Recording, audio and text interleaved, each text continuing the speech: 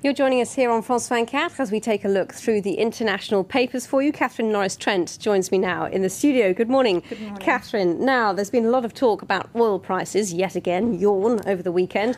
International summit in Japan debated to that issue. Absolutely, and prices have been rocketing for a while, but it seems really now panic is spreading in much of the press at least. The recent spike and the meetings have given it a new edge.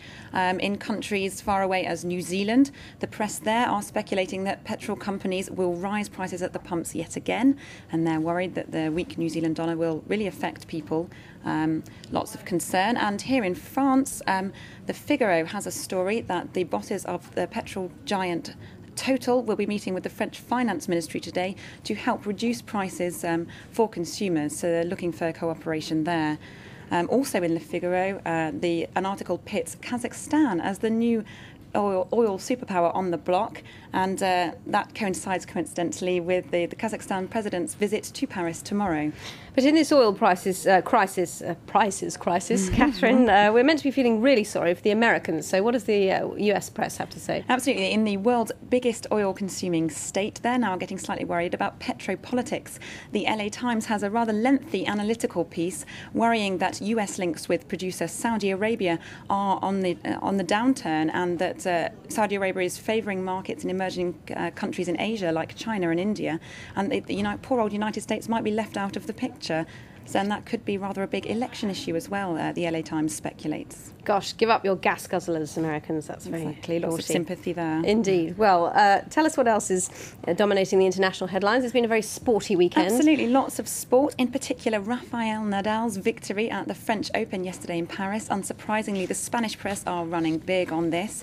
El País has lots of articles of the Spanish national hero, Rafa, as they call him. Lots of lovely photographs. They have a title in there, they have an interview with him entitled "Nothing Makes Me Laugh on Court." So he's showing a more serious side, saying he doesn't actually enjoy himself during the big moments like the final at Roland Garros, and he went for the attack straight from the outcome. His strategy there very ruthless, but that Roger Federer does remain a friend, even saying that's quite sweet. Yes, both of them weren't really enjoying themselves yesterday, were they? It was all very serious. It was quite painful to watch at some point. Maybe they'll cheer up for Wimbledon, who knows. OK, well, another big day of sport to come. This time it's football. What do I got to know about that? Absolutely. I mean, just tell me the basics. The third day of Euro 2008, and it's the debut for Les Bleus, the French national team. They'll be playing Romania in Group C, nicknamed the Group of Death. So lots of coverage that here in France, speculation whether they can win against Romania. The newspaper Aujourd'hui Le Parisien, like many others, is leading on this. They're the headline, keeping our fingers crossed for the Blues.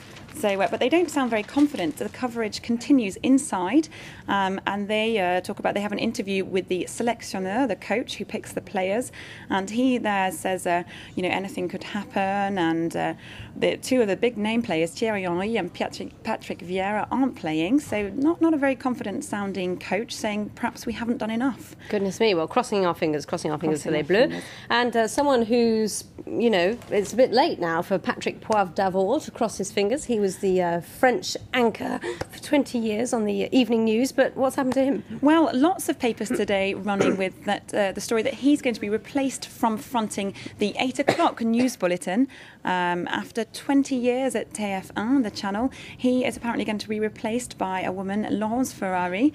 The Liberation has the headline, PPD run over by a Ferrari. So poor old Patrick Poivre d'Arvor, apparently he's been put on the shelf. But after 20 years in the presenter's hot seat, my goodness me, strikes fear into all our hearts. Well, thank you very much indeed, Catherine Norris-Trent, for that look at the papers. Stay tuned to France 24.